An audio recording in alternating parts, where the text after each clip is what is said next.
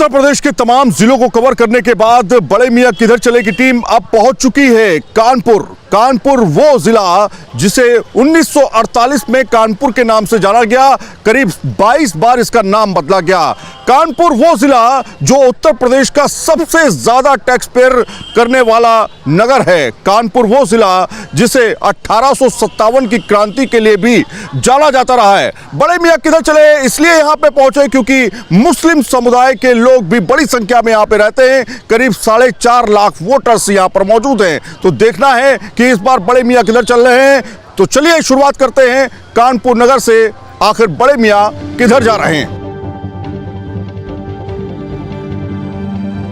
2024 में कानपुर लोकसभा सीट से बीजेपी के रमेश अवस्थी चुनावी मैदान में हैं, तो वहीं कांग्रेस एसपी गठबंधन ने आलोक मिश्रा पर दांव लगाया है। वहीं बीएसपी ने इस बार कुलदीप भदौरिया को चुनावी मैदान में उतारा है। पिछले 2 चुनाव से ये बीजेपी के पास सीट है, लेकिन क्या इस बार भी वो जीत पाएगी, ये सवाल हमने बड़े मियां से पूछा। 2024 का इलेक्शन बिल्कुल करीब है, आप वोट तो डालने जाएंगे ही, अपने मताधिकार का प्रयोग करेंगे, लेकिन क्या मुद्दे हैं इस बार खासतौर पे मुस्लिम समुदाय के? मुद्दे महीने में 2 बार आम गरीब परिवार तक राशन पहुंचना, मुद्दे कोरोना के दरमियान हर एक नागरिक को देश के फ्री में वैक्सीन लगना, मुद्दे बिना छत के कई करोड़ लोगों को उत्तर प्रदेश में मकान मिलना, मुद्दे आयुष्मान योजना कार्ड के अंतर्गत एक गरीब आदमी को 5 लाख रुपए तक का सरकारी और प्राइवेट इलाज फ्री होना, मुद्दे जिन बहनों की आंखों में जाले पड़ गए थे उनको गैस सिलेंडर प्राप्त होना, मुद्दे इस उत्तर प्रदेश के अधिकतम गांवों तक बिजली पहुंचना, मुद्दे इस देश के प्रत्येक नागरिक के साथ समानता का व्यवहार, और सबसे बड़ा मुद्दा कि इन सब चीजों को जब नरेंद्र मोदी जी ने इस देश में बांटा तो बांटने वक्त कभी किसी से ये नहीं पूछा कि आप हिंदू हो कि मुसलमान, पिछड़ा हो कि अगड़ा। ये पहली बार इस मुल्क में देखने को मिल रहा है। मैं तो हम लोग थोड़ा सा पढ़ते लिखते भी, न्यूज़ चैनल्स देखते हैं, अखबार पढ़ते हैं। मैंने अखबारों ने मुझे बताया कि जहाँ पे मुल्क में आबादी हमारी 15% के आसपास से, वहाँ लाभार्थियों की जब हम लिस्ट उठाते हैं, लाभार्थी का मतलब जिनको फायदा पहुँचा, उन फायदेमंद लोगों में हम 30% तक हैं। हमें चाहे बैंक से लोन मिलने की प्रक्रिया हो, चाहे हमें छत मिलने की प्रक्रिया हो, मकान का पैसा मिला, इन सब जगह हम लाभार्थियों में 30% या इससे ऊपर है। मुझे ये अफसोस होता है ना कि 70 साल तक जब कांग्रेस पार्टी की इस देश में सरकार है, यही गठबंधन की यही टीम सब थी ना, और उसके बाद सच्चर कमेटी की एक रिपोर्ट भी इन्होंने दिखाई, पढ़ी होगी ना आपने। उस सच्चर कमेटी की रिपोर्ट का जो आईना कांग्रेस पार्टी ने हम मुसलमानों को इस मुल्क में दिखाया, उसमें हमारी तस्वीर बहुत बदसूरत है। काम दरअसल मुसलमानों के लिए कौन कर रहा है? एज ए मुसलमान मुझे तो लगता है, देखिए आज मुसलमान जो है सबसे पिछड़ा है। आज जो मुसलमान का हाल है वो पुरानी सरकारों की वजह से आज सबसे पिछड़ा है, जिन्होंने 70 साल देश पे शासन किया, चाहे वो कांग्रेस हो, सपा हो, बसपा हो। एक आम नागरिक को क्या चाहिए होता है? उसको उसकी कुछ ज़रूरियात होती है, उसके हुकूक चाहिए होते हैं, उसको सरकार से क्या लाभ चाहिए होता है, जैसे राशन है, मकान है, बिजली, पानी, सड़क, एजुकेशन, आपको ये बेसिक ज़रूरतें। और मेरा ये मानना है कि जो सरकार बिना किसी भेदभाव के ये चीज़ देती है, हमें उसको वोट देना चाहिए, हमारी कौम को उसको ही। बड़े मियां किधर जा रहे हैं इस बार? बड़े मियां इस बार बीजेपी में जा रहे हैं। बीजेपी में जा रहे हैं। 2019 के लोकसभा चुनाव पर अगर नजर डालें, बीजेपी के सत्यदेव पचौरी ने 4,68,937 वोट पाकर जीत हासिल की थी, तो वहीं कांग्रेस के दिग्गज नेता श्री प्रकाश जायसवाल 3,13,003 वोट पाकर दूसरे स्थान पर रहे थे। वहीं समाजवादी पार्टी के राजकुमार को मात्र 48,275 वोट मिले थे। लेकिन इस बार मुकाबला दिलचस्प है, और यही सवाल हमने बड़े मियां से पूछा। इस बार बड़े मियां किधर जाते हुए दिखाई दे रहे? खास बात यह कि डेवलपमेंट के नाम पर आप लोग वोट करने जा रहे हैं, आप खास तौर पे, या फिर आपको लगता है कि यार इस बार जो है बदलाव? महंगाई से बहुत परेशान है। और हमारे बच्चे जो हैं जवान हो गए, डिग्री लिए घूम रहे हैं, कोई कारोबार नहीं, उनके पास धंधा नहीं है, वो बेकारी की तरफ जा रहे हैं। 10 साल से भाजपा ने इधर हम लोगों की तरफ ध्यान नहीं दिया। मकबरा जो है ये किसी कोई विकास नहीं करा उन्होंने, देख लीजिए आप। ना हमको मकान मिला है, ना हमको दुकान मिली, ना हमको कारोबार मिला, हमको कुछ नहीं मिला। 40,000 आदमी यहाँ पे है, किसी को ना नौकरी मिली है और ना किसी को कोई मकान मिला है। गठबंधन पे किस पे यकीन है, किस पर यकीन है? राहुल गांधी पर यकीन है कि मोदी पर? हम लोग अपनी कांग्रेस को वोट देंगे और उसको हम लोग चाहेंगे। कौन बनना चाहिए पीएम? हम चाह रहे राहुल गांधी पीएम बने। विकास जो है इस सरकार में सिर्फ हवा में हुए हैं, किताबों में हुए हैं, रजिस्टरों में हुए हैं, और ज़मीनों में जो घोटाले हुए हैं। सरकार बदलेगी तो उस घोटालों का। वो कहते हैं भाई साहब बड़े बड़े हाईवेज बना दिए, देश जो है बहुत तरक्की कर रहा है, आने वाले समय में विकासशील से विकसित देश हो जाएगा भारत। हमारे यहाँ सिविल लाइन्स है, यहाँ पे जो है नाला सफाई के नमामि गंगा के नाम पर इन्होंने सफाई करा, मगर आए दिन बरसात में इतना भर जाता है कि लोग परेशान होते हैं, और नमामि गंगा के नाम पे हजारों करोड़ों का घोटाला। और तो स्मार्ट सिटी के नाम पर दर्ज है। स्मार्ट सिटी हमने आपको बताया नहीं कि हवाओं में स्मार्ट सिटी है। बड़े मियाँ जो इधर जा रहे हैं कि यहाँ पे बेरोज़गारी और कि हर किस्म की परेशानियाँ, नाली कूचे गली, बच्चों की शिक्षा की कोई सुविधा नहीं है सही।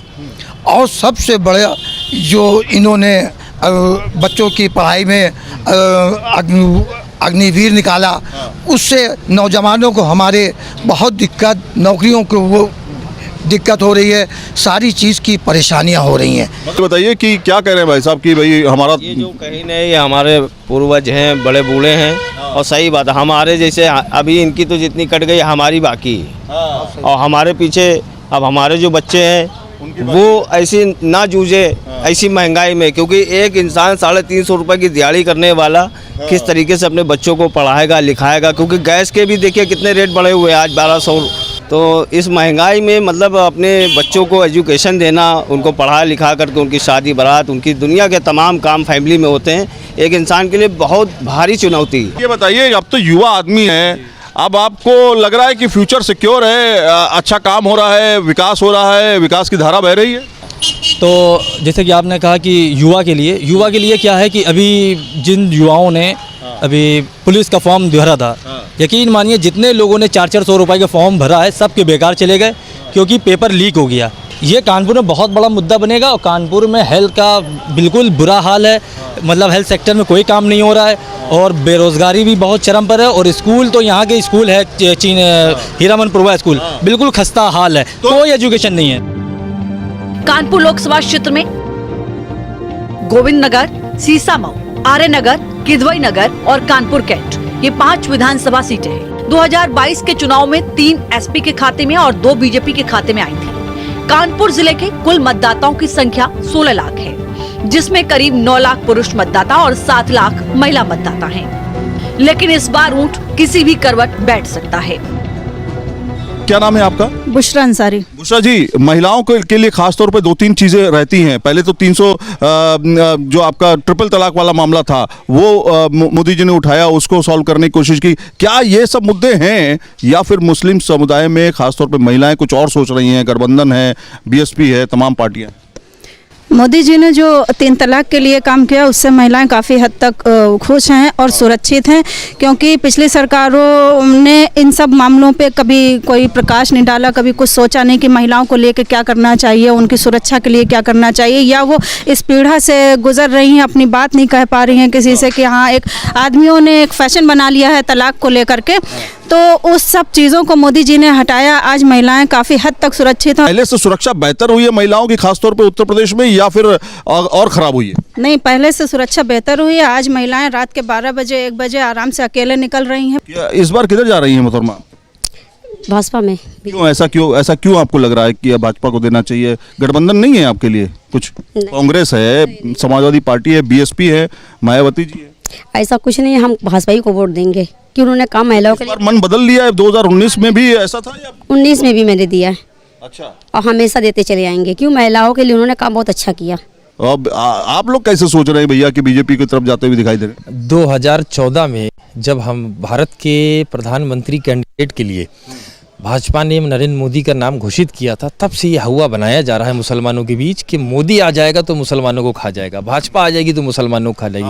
आज 10 साल की सरकार में जो सुरक्षा भारत की मोदी जी के राज्य में हुई है, जो सुरक्षा आपने बहनों को सुना कि उत्तर प्रदेश में जिस तरह से महिलाएं बेखौफ होकर निकल रही हैं, बेटियां बेखौफ, बहनें बेखौफ होकर निकल रही हैं। और कश्मीर को आप देखिए कि 370 हटाने के बाद जितना टूरिज्म कश्मीर में बढ़ गया, जो वहाँ के लोग पत्थरबाजी में और दूसरी गतिविधियों में इन्वॉल्व थे, आज उनका रोजगार देखिए कि कश्मीर में रिकॉर्ड टूरिस्ट पहुंच रहे हैं। ये मोदी जी की देन है। तो ये अब गुमराह करना छोड़ दें कि मोदी आ जाएगा तो मुसलमानों को खतरा है। ऐसा तो नहीं डर है अंदर, इस वजह से ऐसी बात हो रही है कैमरे पे? भाई साहब, ना दूरी है ना खाई है, मोदी ही ये हम कम से कम 10वीं बार सुन रहे हैं कि दूरी है ना खाई है, मोदी हमारा भाई है। कानपुर लोकसभा सीट पर हुए 17 लोकसभा चुनाव में 8 बार कांग्रेस और 5 बार बीजेपी को मौका मिला है। पिछले 2014 से यहां बीजेपी का कब्जा है। 2014 में जीत का सेहरा बीजेपी के वरिष्ठ नेता मुरली मनोहर जोशी ने पहना था। इससे पहले यहां 2 बार कांग्रेस ने जीत हासिल की थी। अब ये देखना दिलचस्प होगा कि इस बार यहां की जनता सत्ता के सिंहासन पर किसे भेजती है।